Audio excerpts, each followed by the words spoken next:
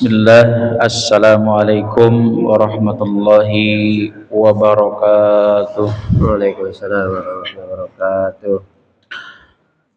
Alhamdulillahilladzi hadana lihada wa ma kunna linahtadiya laula an hadanallah. Asyhadu an la ilaha illallah wa asyhadu anna Muhammadur Rasulullah. Allahumma salli ala sayyidina Muhammadin wa ala alihi wa sahbihi ajmain, amma ba'd. Rabbi israh li sadri wa yassir li amri wahlul 'uqdatam min lisani yafqahu qawli.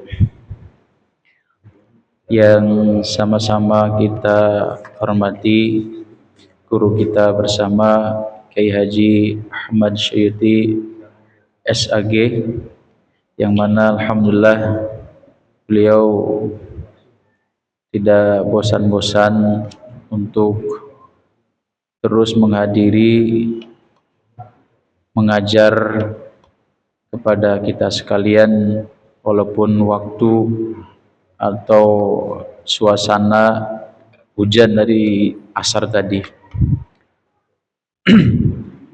Saya pikir udah ada Avanza di rumahnya, mudah-mudahan waktu dekat ini sempat ada Avanzanya Ustadz, sehingga tidak kehujanan kesininya. Amin. Amin. Dan mudah-mudahan kita jemaah sekalian pun demikian, jangan sampai ada perkataan bosan untuk menambah pemahaman, karena kewajiban kita adalah thalabul ilmi, dan thalabul ilmi itu tidak dibatasi oleh umur, bahkan dari keluarnya lahir sampai dengan diwafatkan, itu kewajiban dibebankan kepada kita untuk senantiasa mencari ilmu. Dan alhamdulillah bersyukur kepada Allah, gurunya sendiri datang ke masjid kita, dan mudah-mudahan kita istiqomah menghadiri kajian-kajian yang telah kita sepakati untuk setiap pekan malam Sabtunya. Dan mudah-mudahan kita istiqomah. Salat beriring salam semoga tercurah limpah kepada baginda Nabi Muhammad SAW, kepada keluarga, sahabat, hingga kepada kita sekalian selaku umatnya, dan juga senantiasa taat dan patuh kepada sunnah-sunnahnya. Dan insya Allah ketika taatan itu kita layak untuk mendapatkan syafaatnya fi yaumil akhirah. Jamaah sekalian, melanjutkan kajian kita, dan alhamdulillah di kitab Sulam Taufik ini kajian-kajiannya praktis, tidak membutuhkan pemahaman yang begitu mendalam, karena larangan-larangannya sederhana, dan itu hanya membutuhkan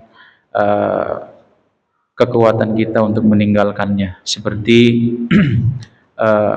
dilarang untuk melihat yang bukan halalnya, dan itu dianjurkan jangan sampai kita senantiasa meninggalkan larangan-larangan itu, dan itu ilmu-ilmu praktis, dan mudah-mudahan kita bisa meninggalkannya.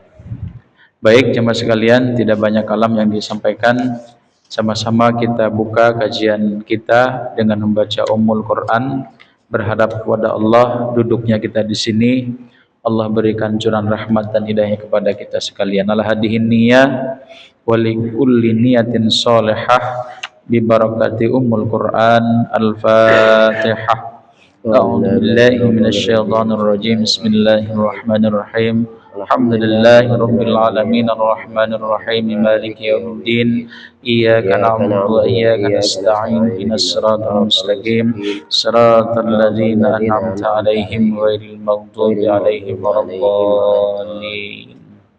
Yang terakhir sama-sama kita simak dan di akhir kajian kita diskusikan apa yang disampaikan atau mungkin juga di luar daripada materi yang berhubungan dengan fikih. Baik, kita dengarkan kajian kita kepada beliau. Waktu dan tempat dengan penuh hormat kami persilakan.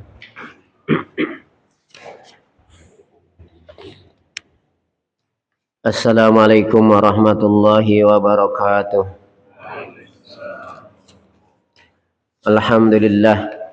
Alhamdulillah wassalatu wassalamu ala rasulillah Sayyidina Muhammad ibn Abdillah wa ala alihi wa sahbihi wa mawalah amma ba'du. Inna allaha wa malaikatahu yusalluna ala nabi ya ayyuhalladzina amanu sallu alaihi wa sallimu taslima. Allahumma salli wa sallim wa barik alaihi. Ya Rabbi bil Mustafa balligh maqasidana waghfir lana ma madha ya wasi'al karami.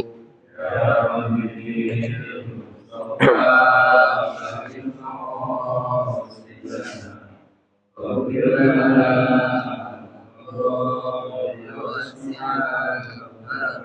محمد سيد الكونين والثقلين والفريقين من عرب ومن عجم.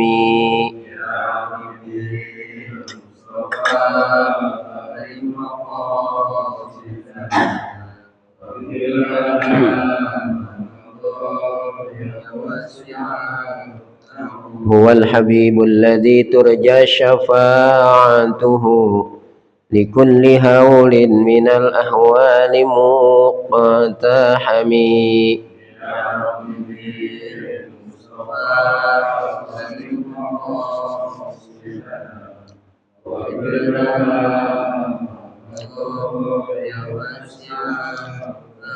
اللهم صل وسلم وبارك عليه وعلى آله. بسم الله الرحمن الرحيم. Subhanaka la ilma lana illa ma 'allamtana innaka antal alimul hakim. Allahumma 'allimni al-kitab wal hikmata wa 'allimni at-ta'wil. Allahumma hdi qalbi wa sabbit lisani. Allahumma iftah 'alaina hikmataka wa anshur 'alaina min khazaini rahmatika ya arhamar rahimin. Allahumma nawwir qulubana bi nuri hidayatika kama nawwartal arda bi nuri syamsika abadan abada bi rahmatika ya arhamar rahimin. Allahumma rzuqna fathan wa fahman fil qur'anil azim nuran nahtadi bihi ila siratal mustaqim. Rabbi shrah li sadri wa yassir li amri wa hlul 'uqdatam min lisani yafqahu qawli. Qala al muallifu rahimahullah wa nafa'ana bi ulumihi amin. Wa min ma'asil lisani al-ghibatu wa hiya zikruka akhakal muslima bima yakrahuhu wa in kana fihi. Wan namimatu wa hiya naqlul qawli lil ifsadi wat tahrishu min ghairi naqlil qawli walau bainal bahaimi wal kadhibu. Yang sama-sama kita hormati Ketua DKM dan segenap pengurus Masjid Jami Uli Al-Mashkiri Komplek Perumahan Betawi Permai, dan sama-sama kita hormati para asatidzah, para guru, wabil khusus guru kita Akhina Kiram Ustadz Suryana, para sesepuh, para orang tua, bil khusus orang tua kita Bapak Puji serta para sesepuh yang lainnya. Hadirin jamaah Masjid Uli Al-Mashkiri, alhamdulillah pada kesempatan malam ini sekalipun dari sejak sore hari sampai saat ini masih turun hujan, tapi alhamdulillah kita termasuk orang-orang yang diberikan kekuatan oleh Allah Subhanahu wa taala untuk bisa melangkahkan kaki kita ke Masjid Uli Al-Mashkiri ini dalam rangka menunaikan kewajiban kita, yaitu salat maghrib yang kita kerjakan dengan berjamaah, dan kita lanjutkan dengan menunaikan kewajiban kita juga sebagai seorang muslim, yaitu thalabul ilmi, menuntut ilmu. Malam ini kita ta'lim, mempelajari ilmu agamanya Allah Subhanahu wa taala. Mudah-mudahan Allah berikan kepada kita ilmu yang barokah, bermanfaat. Allah mudahkan segala urusan kita, Allah lapangkan rezeki kita, Allah hindarkan kita dan keluarga kita dari segala bala dan musibah.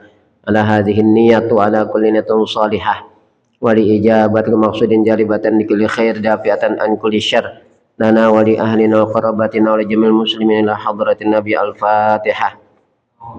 A'udzu billahi minasyaitonir rajim. Bismillahirrahmanirrahim. Alhamdulillahi rabbil alamin arrahmanir rahim maliki yaumiddin. Iyyaka na'budu wa iyyaka nasta'in ihdinas siratal mustaqim siratal ladzina an'amta 'alaihim ghairil maghdubi 'alaihim waladdallin. Amin. Jamaah sekalian, marilah sama-sama kita perhatikan kepada pelajaran yang akan sama-sama kita pelajari malam ini. Kita sekarang masuk kepada bahasan faslun wa min ma'asil lisani, dan di antara maksiat lidah. Nah, dengan harapan kita mempelajari tentang maksiat lidah, perbuatan-perbuatan dosa yang dilakukan oleh lidah kita, sehingga kita bisa menjaga lidah kita, sehingga lidah kita tidak melakukan suatu perbuatan dosa. Karena kata Rasulullah, aksaru khotoya bani adam fil lisan, paling banyak kesalahan yang dilakukan oleh anak Adam, oleh manusia adalah lewat lidah, ya, lewat ucapan. Karena ini kita ngomong dari bangun tidur sampai tidur lagi baru berhenti ngomong, ya. Itu kan ya, dari bangun tidur sampai tidur lagi baru kita berhenti ngomong. Nah, banyak kesalahan anak Adam ini dilakukan lewat apa? Dilakukan lewat lidah, lewat ucapan kita. Nah, maka dengan harapan kita bisa menjaga lidah kita. Nah, kunci keselamatan kita daripada melakukan perbuatan maksiat oleh lidah kita, yang pertama kuncinya dari sisi firman Allah Subhanahu wa taala dalam surat Al-Mu'minun, walladzina hum 'anil lagwi mu'ridun. Orang-orang mukmin yang beruntung adalah walladzina hum 'anil lagwi mu'ridun. Orang-orang yang menjauhkan diri daripada hal-hal yang tidak berguna. Menjauhkan dari hal-hal yang tidak berguna. Hal-hal yang tidak berguna itu baik berupa pekerjaan, perbuatan, ataupun berupa ucapan. Kita menjauhkan daripada perbuatan-perbuatan yang tidak berguna. Kita menjauhkan daripada perkataan yang tidak berguna. Nah, kemudian dari sabda Rasulullah Sallallahu Alaihi Wasallam dalam hadis yang diriwayatkan oleh Imam Al-Bukhari dan Muslim, kunci keselamatan lidah kita ini adalah kata Rasulullah, man kana yu'minu billahi wal yawmil akhir falyaqul khairan aw liyasmut. Siapa orang yang mengaku beriman kepada Allah dan hari akhir, falyaqul khairan, maka hendaklah dia mengatakan yang baik, aw liyasmut, atau lebih baik dia diam. Jadi kalau memang itu yang akan kita ucapkan itu adalah sesuatu yang baik, maka berucaplah. Tapi kalau sesuatu itu kira-kira tidak baik, maka tahanlah lidah kita. Amsik alaika lisanaka, tahanlah lidah kita. Orang yang beruntung itu justru kata Rasulullah, tuba liman amsakal fadla min lisanihi wa anfaqal fadla mimmalihi. Kata Rasulullah, tuba liman amsakal fadla min lisanihi, beruntung orang yang menahan dari kelebihan ucapannya, wa anfaqal fadla min malihi, dan menginfakkan atau mengeluarkan kelebihan hartanya. Orang yang beruntung menahan kelebihan ucapan dan mengeluarkan kelebihan harta. Kalau kita kadang-kadang terbalik, kelebihan harta kita tahan-tahan, kelebihan ucapan sampai bebusah itu mulut, ya, itu kita tidak tahan. Itu seperti itu. Harusnya tuba liman amsakal fadla min lisanihi wa anfaqal fadla min malihi. Beruntung orang yang menahan kelebihan ucapannya dan menginfakkan kelebihan hartanya. Jadi kalau kelebihan ucapan tahan. Jadi kita hanya berucap yang penting-penting saja, yang perlu-perlu saja. Itu pun kalau baik. Sedangkan kelebihan harta keluarkan, infakkan, supaya kelebihan harta kita itu nanti punya nilai di akhirat. Terus seperti itu. Nah, ini diantara kunci-kunci keselamatan dalam ucapan kita, sehingga ucapan kita ini tidak terjerumus kepada perbuatan dosa. Wa min ma'asil lisani al-ghibatu, dan diantara maksiat-maksiat lidah, perbuatan-perbuatan dosa yang dilakukan oleh lidah kita, yang pertama al-ghibatu adalah ghibah. Apa itu ghibah? Ghibah itu adalah zikruka wahya zikruka akhakal muslima bima yakrahuhu wa in kana fihi, yaitu menceritakannya engkau akan saudaramu bima yakrahuhu, dengan sesuatu yang dia tidak menyukainya. Dia tidak suka nih kalau tentang hal dirinya diceritakan kepada orang lain. Wa in kana fihi, sekalipun memang benar apa adanya seperti itu, ya. Wa in kana fihi, sekalipun memang benar adanya seperti itu. Tentunya apa-apa yang tidak kita sukai untuk dikatakan, untuk dibicarakan, ya tentunya kekurangan-kekurangan kita, yaitu keburukan-keburukan kita. Ini sebagaimana sabda Rasulullah Sallallahu Alaihi Wasallam. Rasulullah SAW bersabda di dalam hadis yang diriwayatkan oleh Imam Muslim dari sahabat Abi Hurairah radhiyallahu an, anna Rasulullah Sallallahu Alaihi Wasallam qala, bahwasanya Rasulullah SAW telah bersabda, atadruna mal ghibatu, kata Rasulullah, atadruna mal ghibatu, tahukah engkau apakah ghibah itu? Qalu, sahabat menjawab, Allahu wa rasuluhu a'lam, Allah dan Rasulnya yang lebih mengetahui.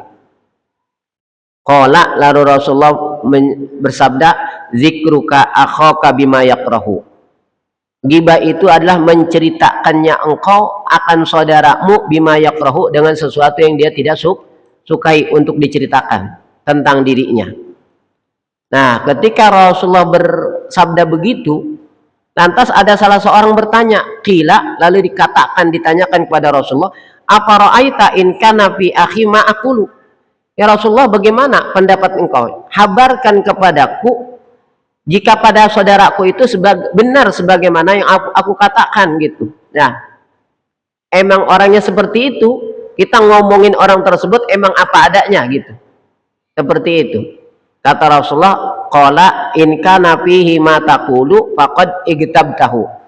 Kalau memang orang tersebut keadaannya sama seperti dengan apa yang kau katakan, seperti apa yang engkau katakan tentang dia, faqad igtabtahu, maka sungguh engkau telah ghibah. Wa illam yakun fihi ma taqulu faqad bahattahu. Tapi kalau tentang orang tersebut tidak sesuai dengan apa yang sebenarnya, tidak sesuai dengan apa yang engkau katakan, faqad bahattahu, maka engkau telah buhtan, lebih besar lagi dosanya, karena dia telah mengada-ngadakan suatu kebohongan. Itu seperti itu. Rasulullah SAW pernah ditanya dalam hadis yang diriwayatkan oleh Imam At-Tirmidzi dari sahabat Uqbah bin Amir radhiyallahu an. Beliau berkata, qultu ya Rasulullah man najatu. Aku berkata, wahai Rasulullah, man najatu, apakah keselamatan itu? Apakah keselamatan itu? Qala, Rasul menjawab, yang pertama kata Rasulullah, amsik alaika lisanaka, tahan lidahmu. Kalau kamu pengen selamat, yang pertama tahan lidahmu, itu kata Rasulullah. Ya. Yang kedua, wal yasa kabaituka, dan hendaklah rumahmu itu membuat terasa luas bagi kamu. Wal yasa kabaituka, dan hendaknya rumahmu itu membuat kamu terasa luas, terasa lapang di rumahmu. Ini artinya maksudnya apa? Hendaknya kamu betah di rumah, bahasa kita begitu. Hendaknya kamu betah di rumah, karena kalau di luar mau godaannya lebih besar, ya. Nah, itu. Kalau udah di luar mau godaannya lebih besar. Nah, betah di rumah kata kita. Suami betah di rumah, istri betah di rumah, gitu. Nah, jangan kelayaban mulu, itu godaannya besar, gitu ya. Kita walaupun udah punya istri, Pak, kalau udah di luar mah kadang-kadang kata-kata kita, apa itu rumput tetangga lebih hijau daripada Apa, rumput di rumah sendiri, begitu ya. Walaupun kita udah punya istri, Pak, kalau udah di luar mah godaannya lebih apa? Berat godaannya gitu. Istri apalagi kalau keluar mulu, keluar rumah mulu, wah repot dah ya. Maka yang kedua, kunci keselamatan kata Rasulullah, wal yasa kabaituka, dan hendaklah rumahmu itu membuat kamu terasa luas. Artinya apa? Yang kedua, keselamatan itu apabila kamu betah di rumah. Oh, insya Allah Pak, kita lebih terjaga, karena di luar itu godaannya jauh lebih besar untuk kita kita untuk jatuh kepada perbuatan yang dilarang oleh Allah Subhanahu wa Ta'ala. Yang ketiga, keselamatan itu kata Rasulullah, wabki ala khotiatika, tangisi kesalahan engkau. Wabki ala khotiatika, tangisi kesalahan engkau. Ya Allah, kita ingat tuh dosa-dosa kita dulu waktu kita masih remaja, udah mulai usia balik, waktu kita muda, ya yang namanya sedang muda-mudanya Pak ya. Nah, terus terang kita mungkin dulu kita sadar kita kadang-kadang banyak kewajiban yang kita lalain gitu kan ya. Kewajiban-kewajiban kita lalaikan, bahkan kadang-kadang yang dilarang kita langgar. Sekarang aja kita mungkin udah udah lebih soleh gitu ya. Sekarang mau lebih soleh, udah lebih lebih taat. Dulu waktu muda mah kita nggak jelas katanya, kata Ustaz Suryana, waktu muda mah gitu ya. Sholat banyak kita lalaikan, apa-apa yang dilarang oleh Allah malah kita langgar. Nah, itu kunci keselamatan kata Rasul. Yang pertama, amsik alaika lisanaka, tahan lidahmu. Yang kedua, wal yasa kabaituka, hendaknya rumahmu itu membuat kamu terasa luas di rumah itu. Artinya apa? Betah di rumah, tetap di rumah. Jangan keluyuran mulu. Yang ketiga, apa itu tadi? Wabki ala khotiatika, tangisi kesalahanmu, tangisi dosa-dosamu. Kita Pak, kalau urusan dosa, urusan kesalahan, susah banget nangis Pak ya. Ada di antara kita bangun malam ingat kesalahan dosa-dosa kita sampai nangis, ada nggak? Nggak ada. Kalau kehilangan sesuatu yang kita cintai bisa nangis ya Pak ya. Kehilangan sesuatu yang kita cintai bisa nangis. Tapi ketika kita ingat dosa kita, ketika kita berzikir kepada Allah, nggak bisa nangis. Jumudul ain, beku mata kita, susah banget nangis kan. Sehingga maka orang yang kalau bisa semacam itu, dia akan termasuk orang yang mendapatkan prioritas dari 7 golongan yang akan dapat naungan dari Allah Subhanahu wa Ta'ala, yaitu warajulun dzakarallaha khalian fafadat ainahu, dan seseorang yang dia berzikir, mengingat Allah, berzikir kepada Allah dan ingat kepada Allah khalian, di kesendirian, fafadat ainahu, lalu kedua matanya mencucurkan air mata. Bukan hanya menetes, kalau fadha itu melimpah, jadi mencucurkan air mata, bukan setetes 2 tetes gitu, mencucurkan air mata tuh ketika dia dia mengingat atau berzikir kepada Allah Subhanahu wa Ta'ala. Ya Allah, udah banyak dosa-dosa yang saya lakukan, banyak perintahmu, sering perintahmu saya lalaikan, banyak daripada larangan-larangan kamu yang aku langgar, begitu ya. Ingat tuh dosa-dosanya, sehingga dia dia menangis tuh. Nah, tentang gibah ini, haramnya atau besarnya dosa daripada gibah, Allah Ta'ala berfirman di dalam Al-Quran, wala yaghtab ba'dukum ba'dha ayuhibbu ahadukum ayyakula lahma akhihi maitan fakarihtumuhu wattaqullaha innallaha tawwabur rahim. Surat Al-Hujurat ayat 12. Wala yaghtab ba'dukum ba'dha, dan janganlah sebagian kamu menggibah, membicarakan aib atau keburukan sebagian yang lain. Ayuhibbu ahadukum ayyakula lahma akhihi maitan fakarihtumuhu, sukakah salah seorang dari kamu memakan daging saudaranya yang sudah mati, yang sudah bangkai? Tuh, fakarihtumuhu, tentunya kamu tidak mau. Wattaqullah, dan bertakwalah kamu sekalian kepada Allah. Innallaha tawwabur rahim, Sesungguhnya Allah Ta'ala Tawwabun, itu maha penerima taubat, Rahimun, lagi maha penyayang. Nah, jadi hukum asal ghibah itu adalah haram dan termasuk dosa besar. Nah, dalam beberapa hal ghibah itu dibolehkan, ya. Dalam beberapa hal ghibah itu dibolehkan. Seperti dalam hal kita meminta fatwa, ya. Dalam hal meminta fatwa, itu ghibah diperbolehkan. Seperti apa? Seperti salah seorang istri, dia bertanya kepada Rasulullah Shallallahu Alaihi Wasallam tentang perihal suaminya tuh, yang dia tidak mau memberikan nafkah atau memberikan nafkah dengan sesuatu yang sama sekali tidak mencukupi. Ini sebagaimana hadis yang diriwayatkan oleh Imam Al-Bukhari dan Muslim dari Sayyidatina Aisyah radhiyallahu anha. Qalat, ia berkata, qalat Hindun imra'atu Abi Sufyan lin Nabi sallallahu alaihi wasallam. Berkata Hindun, istri Abu Sufyan, kepada Nabi Muhammad SAW. Hindun, istri Abu Sufyan, berkata kepada Nabi Muhammad SAW. Apa kata Hindun? Inna Aba Sufyana rajulun syahihun.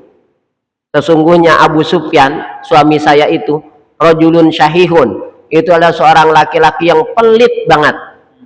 Itu kan membicarakan aib suaminya itu, ya.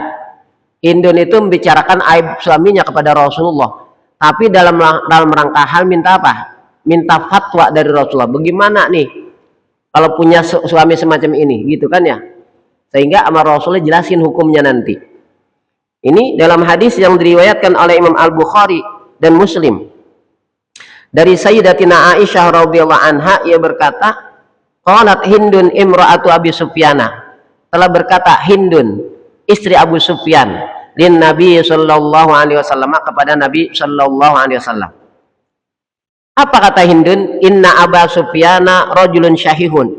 Ya Rasulullah, suami saya Abu Sufyan itu suami yang sangat pelit. Walaysa yu'tini ma yakfini wa waladi illa ma akhadtu minhu wa huwa la ya'lamu.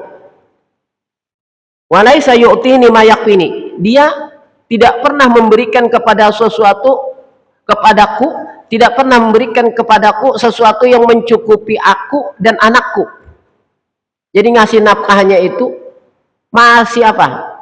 Padahal dia mampu untuk menafkahi anak dan istrinya secara cukup.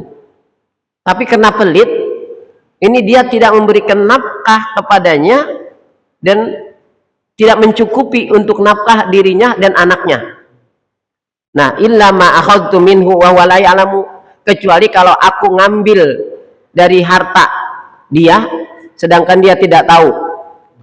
Ambil aja tuh dompet suaminya, habisnya nafkahnya kurang, nggak cukup, ya, benar-benar nggak cukup nih. Tapi bukan si istri itu pemboros, ya.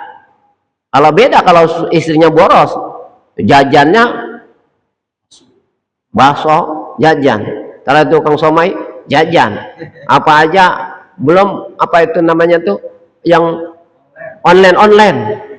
Ya bagaimana kita ngasih duit buat nafkah bisa cukup? Ya, sehari online aja ada aja itu online bisa 3 kali paket gitu ya, rumah tuh paket gitu. Kali satu paket aja 50.000 gitu kan ya, satu paket aja ya, bahkan ada yang 100.000. Nah, belum jajannya kan, ada tukang bakso lewat, bang bakso bang, ntar tukang somai. Nah, belum untuk makan kan, untuk makan untuk dirinya dan anaknya. Kalau ini mah emang suaminya betul-betul pelit, dia tidak memberikan nafkah yang mencukupi untuk dirinya dan anak-anaknya, untuk si istrinya dan anak-anaknya tersebut. Kecuali kalau dia ngambil dari harta suaminya dengan cara si suaminya tidak tahu. Nah, itu yang dipertanyakan. Bagaimana ya Rasulullah? Boleh nggak saya ngambil dari kantong suami saya ketika dia apa? Dia tidak memberikan nafkah kepada saya dengan nafkah yang mencukupi untuk saya dan anak saya. Ya, boleh nggak tuh? Nah, ini bisa dijadikan pegangan dari perempuan nih. Ya. Kata Rasulullah, "Khudzi ma yakfiki wa waladiki bil ma'ruf." Kata Rasulullah, ambillah oleh kamu sekedar untuk mencukupi nafkahmu dan anakmu bil ma'ruf, tapi dengan cara yang ma'ruf. Dengan cara yang ma'ruf emang seperlunya. Ya. Nafkah yang memang diperlukan gitu. Kalau tadi urusan ntar belanja online, ntar jajan, itu mah bukan apa? Bukan yang perlu ya, bukan yang perlu. Ini betul-betul dia ngambil memang untuk seperlunya, untuk nafkah dirinya sebagai istri dan untuk nafkah anak-anaknya. Karena suaminya pelit. Itu kan Hindun kepada Rasulullah menceritakan tentang aib suaminya tuh yang pelit.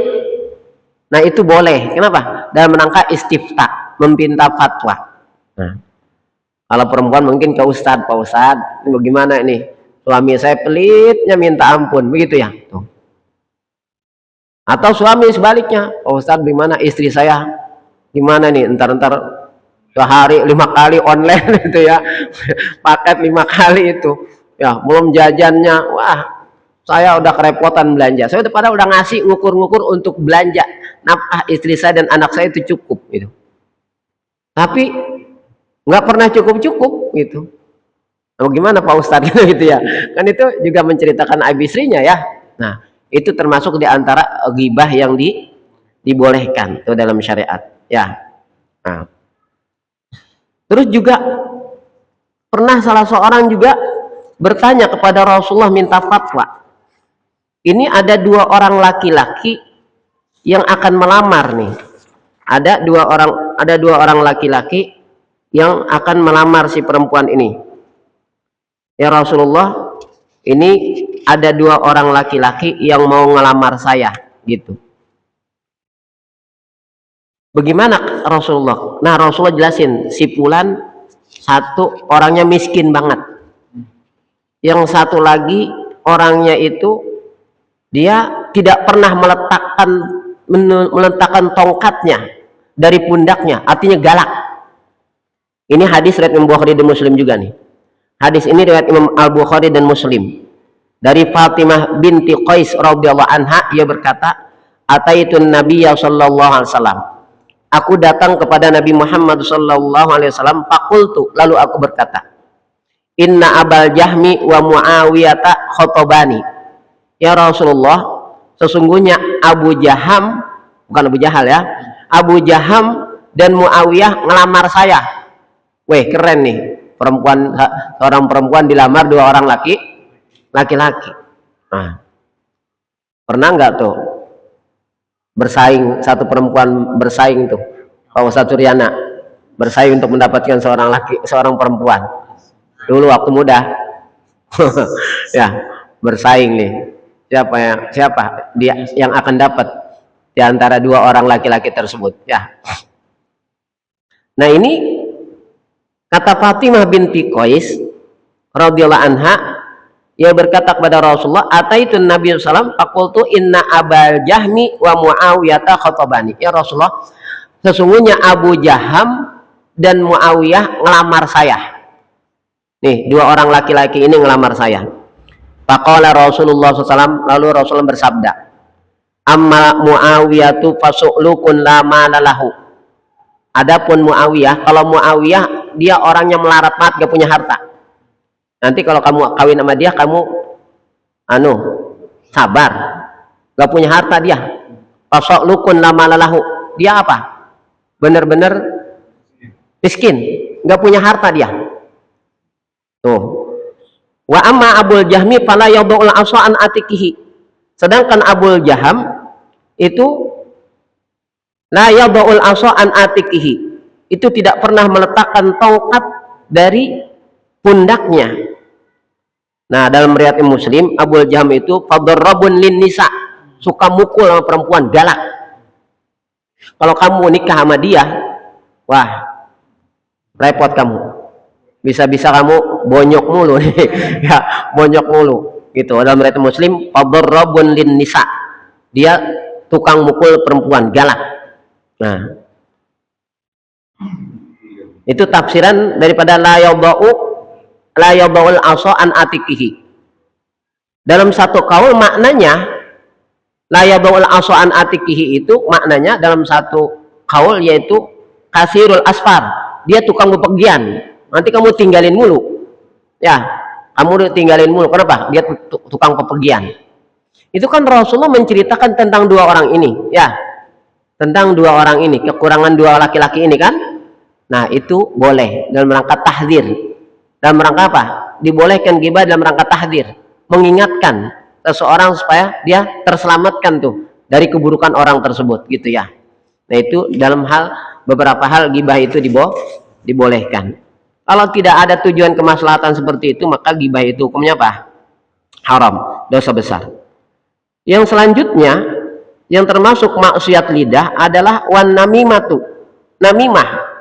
Apa itu namimah? Wahya naqlul qauli lil ifsadi, yaitu memindahkan perkataan dengan tujuan untuk menimbulkan kerusakan. Bahasa sekarang provokator. Itu namimah, itu memprovokasi orang. Gitu ya. Bahasa sekarangnya provokator, tukang adu domba. Kalau kata Oma Irama, ngadu domba tuh. Domba yang diadu, padahal itu manusia yang melakukannya, ya. Tuh. Nah itu namimah, tukang ngadu domba. Rasul bersabda dalam hadisnya, la yadkhulul jannata qattatun ainam mamun, tidak akan bakal masuk surga qattatun ainam mamun, orang yang tukang ngadu domba ya, provokator bahasa sekarang tuh. Tidak akan bakal masuk surga para provokator. Kenapa? Karena dengan sebab yang dilakukan berupa memprovokasi itu kan jadi apa? Jadi bisa jadi tawuran. Itu biasanya kalau ada demo tuh suka ada tuh provokator ya, supaya ricuh ya, supaya rusuh. Itu kerjaan siapa itu? Demo tadinya damai-damai kok jadi rusuh. Nah ada provokator tuh kan, itu namanya lil ifsad ya, untuk menimbulkan apa? Kerusakan. Nah itu bahasa sekarang itu provokator tuh ada saja. Kalau pada kumpulan orang-orang banyak ini suka ada tuh yang memprovokasi, sehingga akhirnya terjadilah kerusuhan atau pertengkaran gitu. Wat tahrisyu min ghairi naqlil qawli walau bainal bahaimi.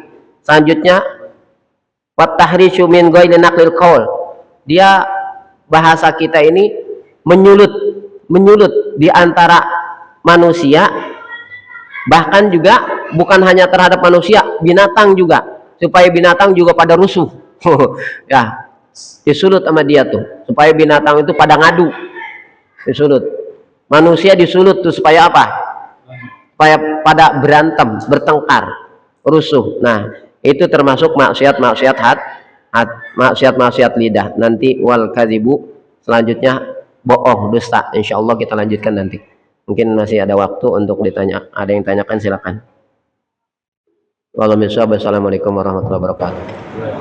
Waalaikumsalam warahmatullahi wabarakatuh. Alhamdulillah masih ada beberapa menit menjelang adzan Isya. Silakan jemaah sekalian, agar kajian kita lebih proaktif, sama-sama silakan yang mau bertanya.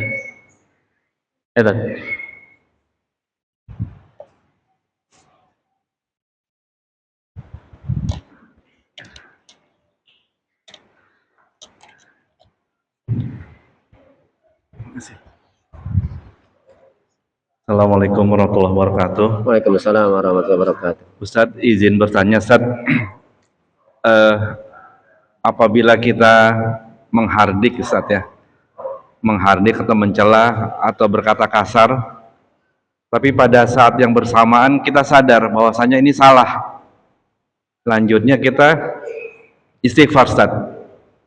Istighfar, yang jadi pertanyaan, apakah itu tindakannya sudah cukup dengan beristighfar menggugurkan dosa lah, Ustadz ya, seperti itu, atau mungkin ada doa tertentu pada saat kita tersadar bahwa apa yang kita ucapkan salah ini bisa menjadi penggugur dosa, seperti itu, Ustadz. Itu yang saya mau tanyakan. Assalamualaikum warahmatullahi wabarakatuh. Waalaikumsalam warahmatullahi wabarakatuh. Kalau kita berkata kasar kepada seseorang, tentunya ada orang yang tersakiti oleh kita, terzalimi lewat ucapan kita. Nah, itu berarti kan dosa itu berkaitan dengan orang, ya.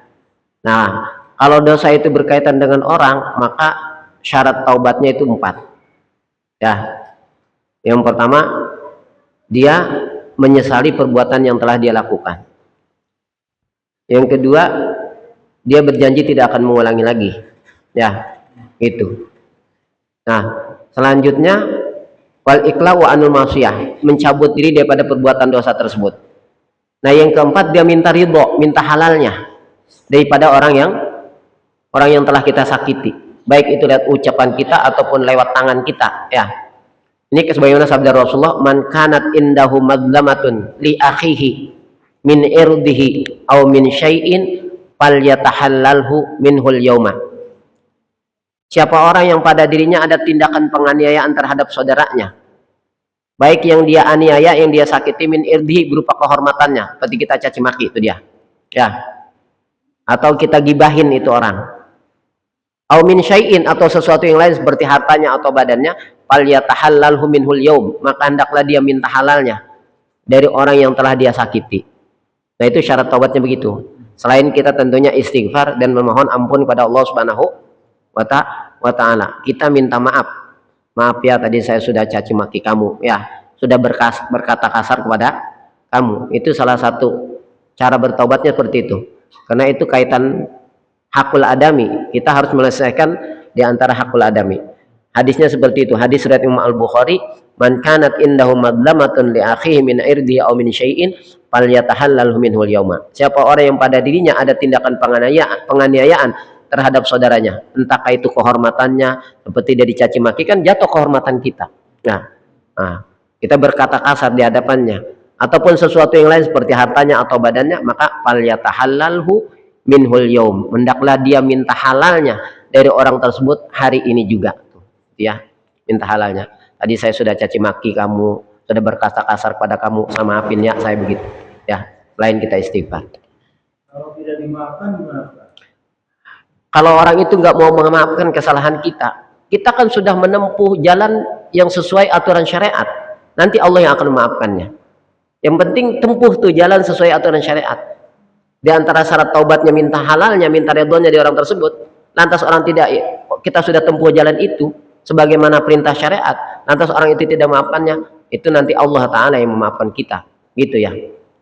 Karena di situ bukan kesalahan kita, kita sudah menempuh jalan sesuai dengan syariat itu untuk kita mendapatkan ampunan dosa kita berupa perbuatan zalim kepada orang lain, gitu. Kita sudah tepat begitu. Lantas dia tidak memaafkan, itu nanti urusan Allah Subhanahu wa Ta'ala, begitu. Minta ganti rugi maksudnya. Minta ganti rugi, Ustaz. Disakiti minta ganti rugi. Ini udah disakiti nih. Kalau pengen dimaafin bayar 1 juta, itu gimana? Tidak ada kaitan dengan harta, di situ tidak ada hak harta. Ya, kan haknya bukan kaitan dengan hak harta. Kalau hak harta ya kembalikan hartanya. Ini kan bukan hak harta, gitu. Nah, iya. Kan dalam sekarang banyak kejadian pencemaran nama baik, itu minta gantinya minta berapa miliar atau apa. Ya, itu kan namanya hukum masih gitu. Hukum Belanda, KUHP. Jadi syariat ada nggak seperti itu? Ya, pencemaran nama baik kan tadi yang disakiti berarti kan kehormatan nama baiknya. Ya, man kanat indahu madlamatun li akhihi min irdihi. Siapa orang yang pada dirinya ada tindakan penganiayaan terhadap saudaranya min irdihi berupa kehormatannya. Itu kehormatannya karena tadi pencemaran nama baik. Minta halalnya kata Rasulullah. Ya, bukan lantas syarat. Sekarang minta duit. Iya itu. Ya, tidak ada kaitan dengan hak harta di situ, ya.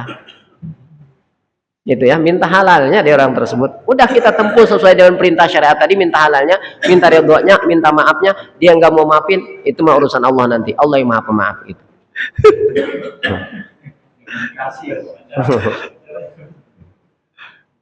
Jangan nyindir kasusnya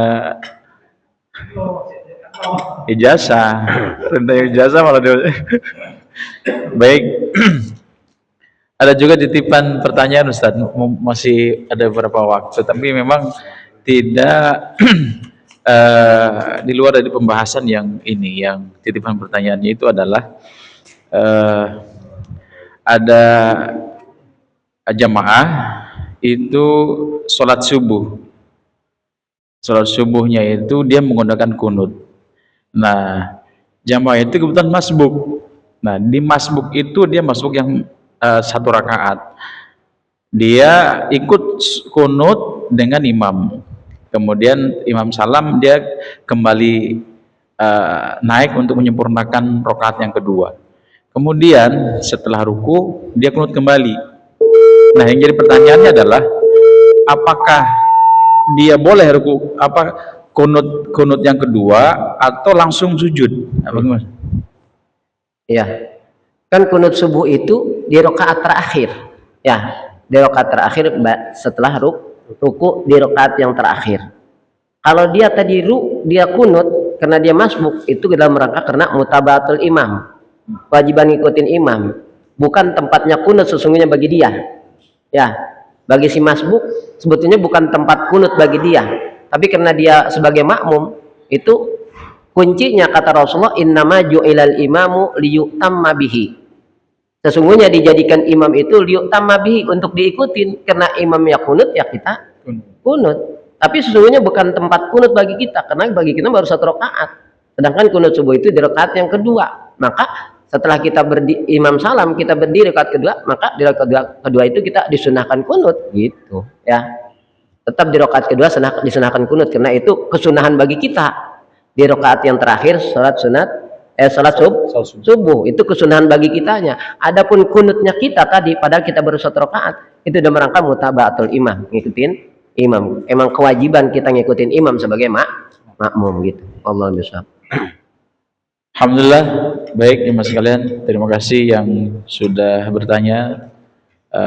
Jadi kajian kita semakin dinamis dan juga titipan pertanyaan sudah terjawab pertanyaannya, dan terima kasih kembali kepada guru kita yang sudah mengajari kita sekalian. Mudah-mudahan apa yang disampaikan oleh guru kita bisa mengambil manfaat dari ilmu itu, dan dari manfaatan itu kita bisa mengamalkan apa-apa yang tadi dibahas. Salah satunya adalah maksiat lisan, yang mana maksiat lisan itu hindari gibah, kemudian harus betah di rumah ya, harus betah di rumah, dan juga sering-seringlah menyesali dosa-dosa yang mungkin waktu masih muda kita hilaf, dan sering-sering dari penyesalan dosa itu kita menyesali dengan sungguh-sungguh. Tanda sungguh-sungguhnya itu adalah menangis kepada Allah Subhanahu wa taala. Baik, jemaah sekalian, kita akhiri kajian kita dengan baca hamdalah dan doa kifayah majlis. Alhamdulillahirabbil alamin. Subhanakallahumma wa bihamdika asyhadu an la ilaha illa anta subhanaka. Assalamualaikum warahmatullahi wabarakatuh.